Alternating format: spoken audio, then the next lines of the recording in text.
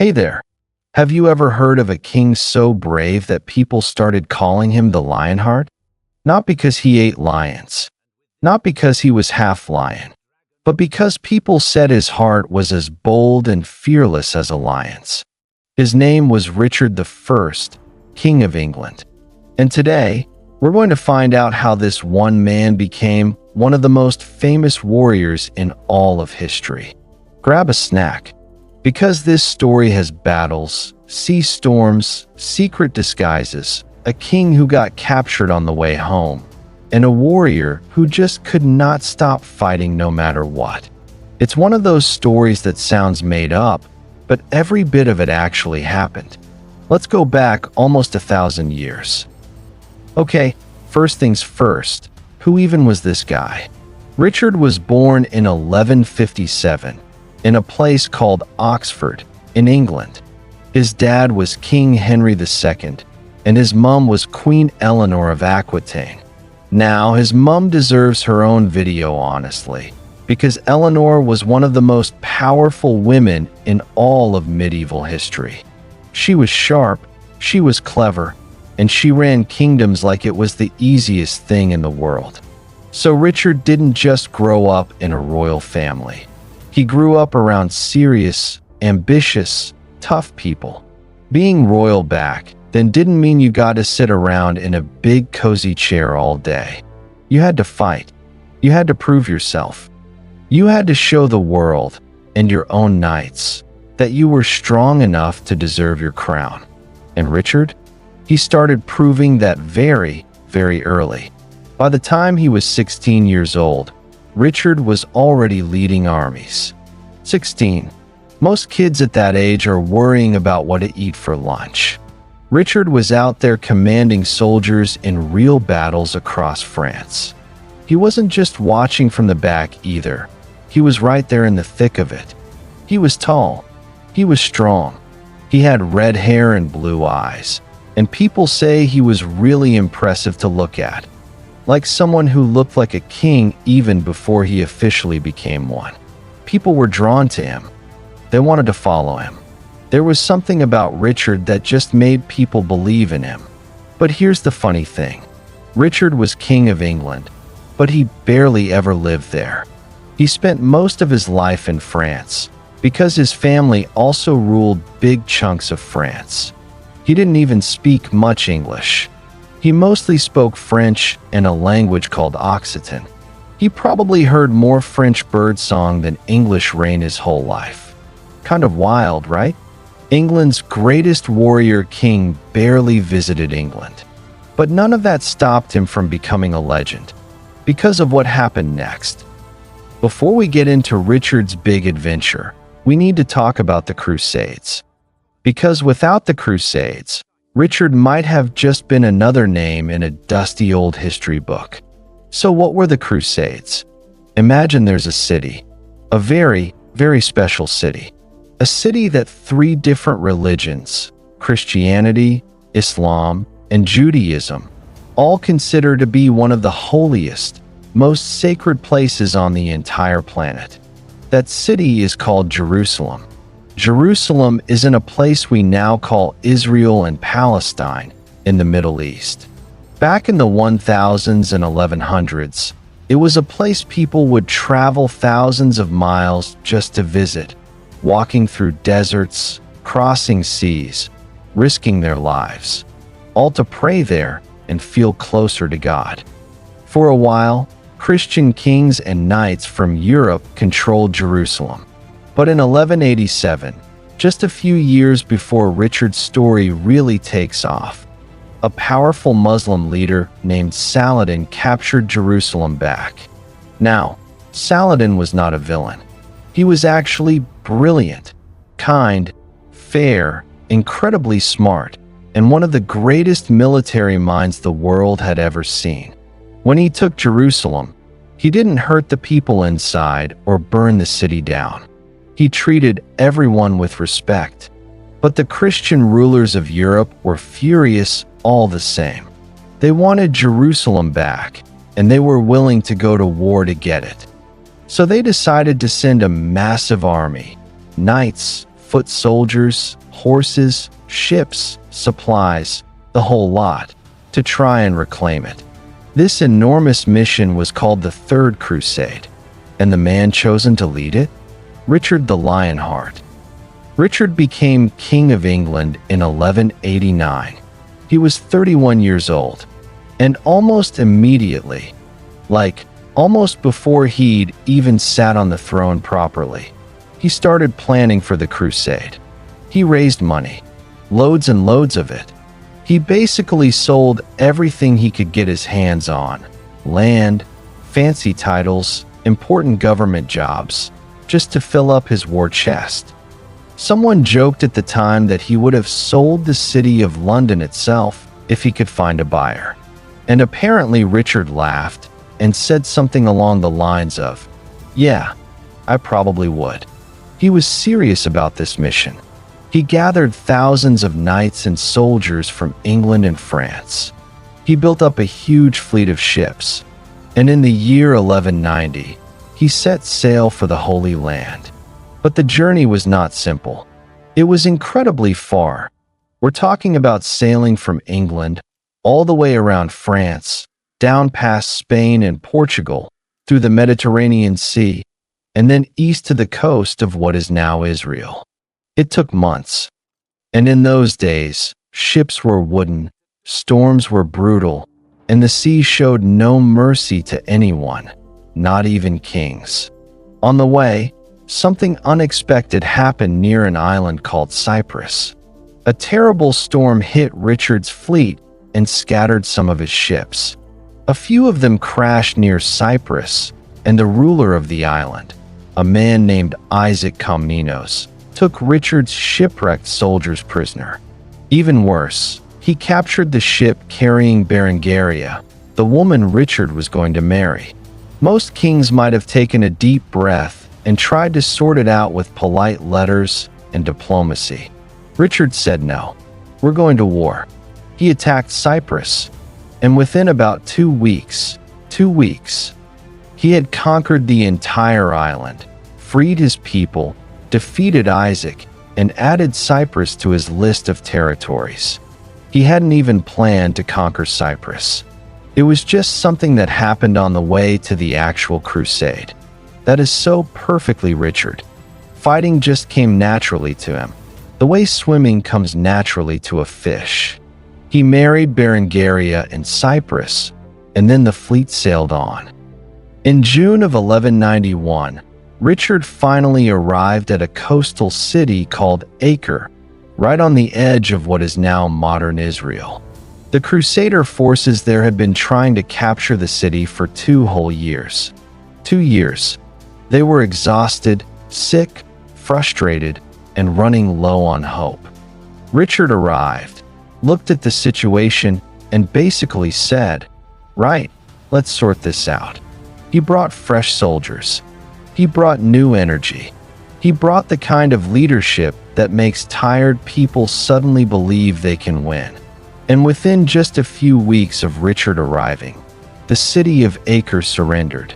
The soldiers who had been grinding away for 2 years couldn't believe what they were seeing.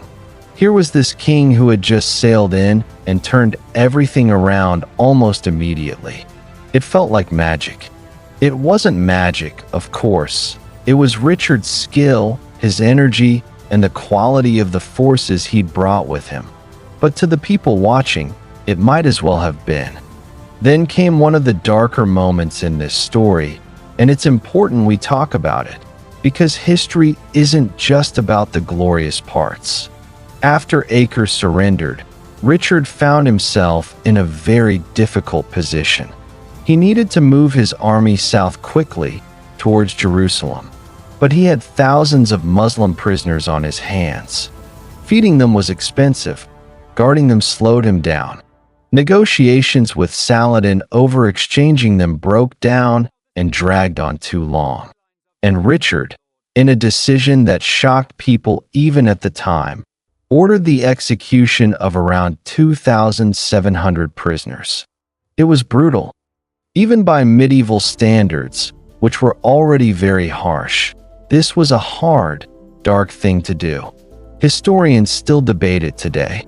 This is one of those moments that reminds us that real historical figures are complicated.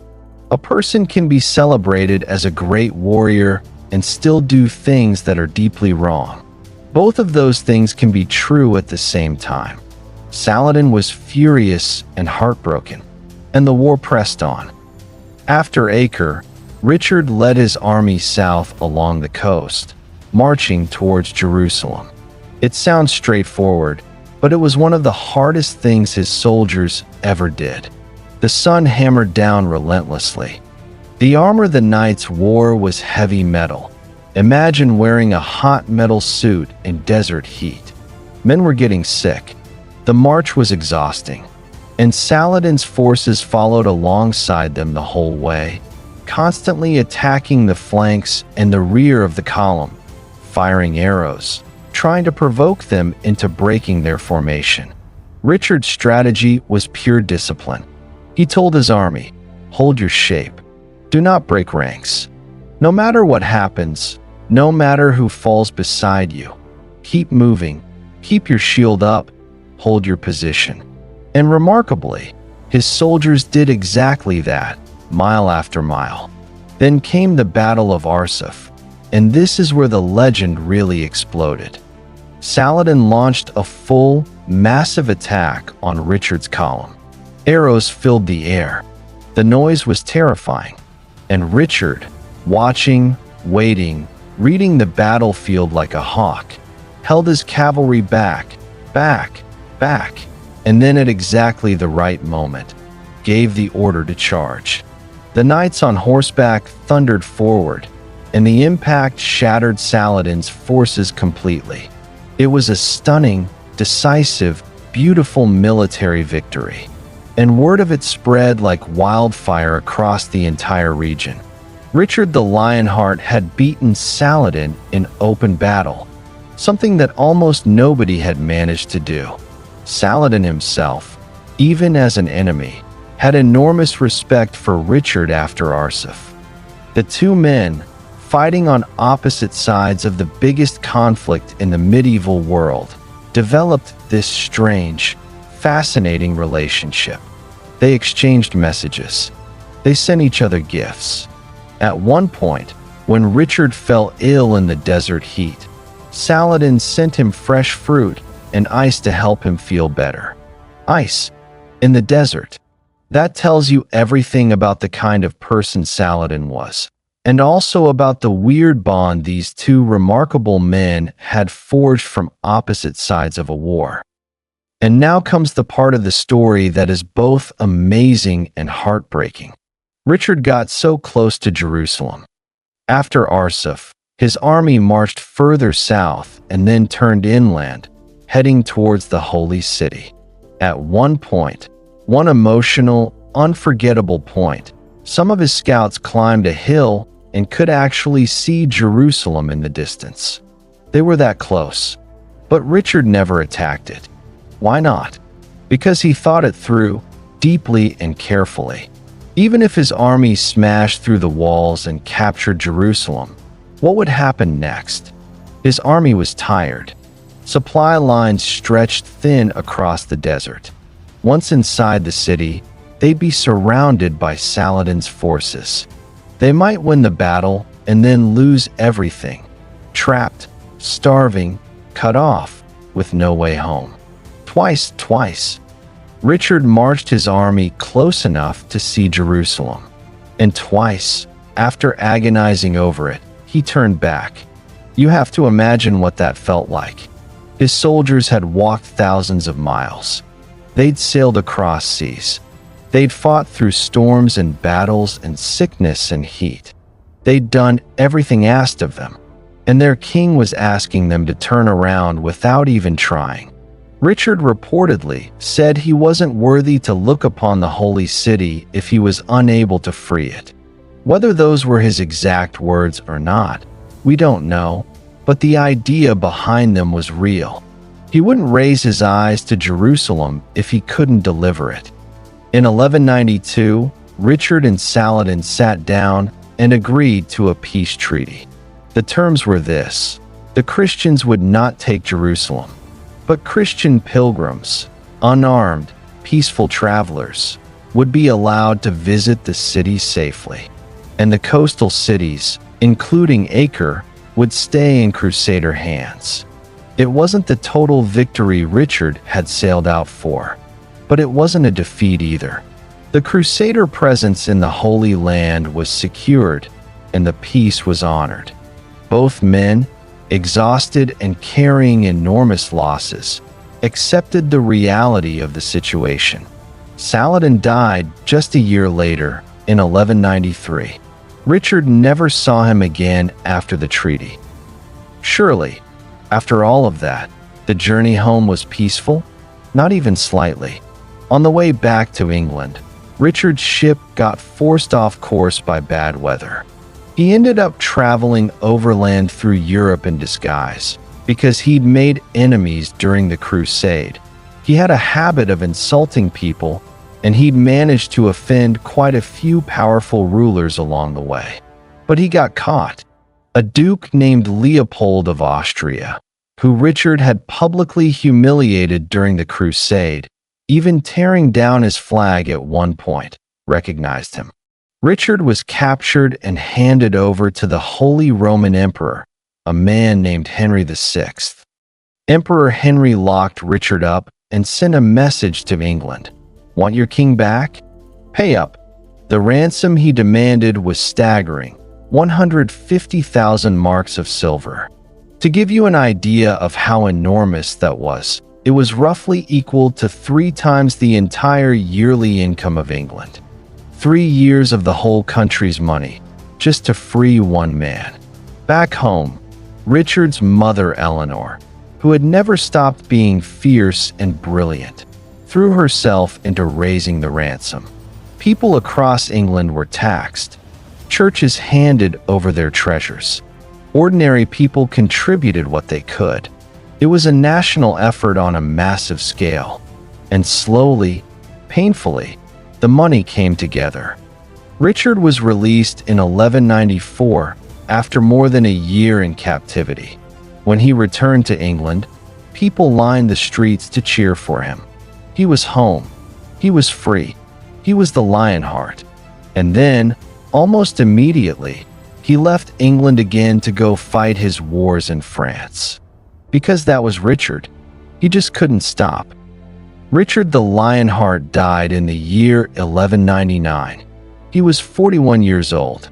And the way he died, honestly, says so much about who he was. He was attacking a small, fairly unimportant castle in France called Calas-Chabrol. It wasn't a grand battle or a dramatic final stand. It was a minor siege. But Richard, in typical fashion, went walking around near the castle walls without wearing his full armor. Maybe he was feeling confident. Maybe he was being careless.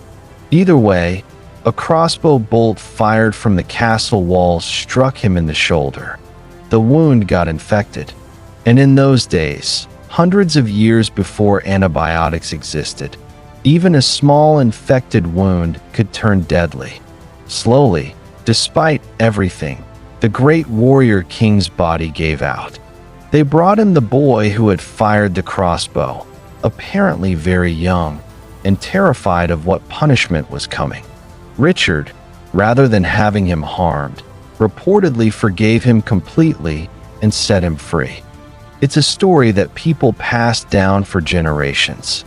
Whether every detail is accurate, we can't be certain, but the story became part of the legend. Richard I, King of England, died on April 6, 1199. So why did he become a legend? Why do songs still exist about him from the medieval era? Why does a huge bronze statue of him stand outside the Houses of Parliament in London to this very day? Richard wasn't a perfect king. That's worth saying clearly. He was absent from England for almost his entire reign. He taxed his people heavily to fund his wars. He made brutal decisions on the battlefield. He was better at fighting than governing. By many measures, as a king in the political sense, he left a lot to be desired. but as a warrior, as a leader that soldiers would follow into anything. He was extraordinary. He didn't lead from the back. He was always right there, at the front, in the danger, alongside his men. His soldiers believed in him completely, and he gave them reason to. Even when things were going wrong, even when the heat was brutal and the enemy was relentless, Richard's presence made people feel like they could still win. And the crusade, even without Jerusalem, made him famous across the entire world. Not just in England, not just in Europe, even in the Muslim world, even among people who were fighting against him, Richard the Lionheart was spoken of with awe. Stories spread, songs were sung. Traveling poets and musicians carried tales of Richard's battles from town to town, from castle to village, across England, France, and beyond. And like all good stories, they grew a little with each telling. The bravery got bigger. The battles got more dramatic. The legend grew taller than the man. That's how legends work. They're built from real things, real bravery, real moments, real choices, but they're polished and shaped by the stories people choose to tell about them. And people chose to tell Richard's story again and again for centuries because it was exactly the kind of story people love. A bold king, a dangerous journey, mighty battles, impossible odds, and a warrior heart that never gave up. Was he perfect? No. But was he remarkable? Without a single doubt. So there you have it. Richard the Lionheart, the red-haired king who accidentally conquered Cyprus on the way to a crusade, came heartbreakingly close to Jerusalem twice, got captured in disguise on the way home, was ransomed back for 3 years of England's money, and eventually died from a crossbow bolt at a tiny, forgotten castle in France. His life was messy and complicated and brilliant and sometimes troubling, just like real history always is.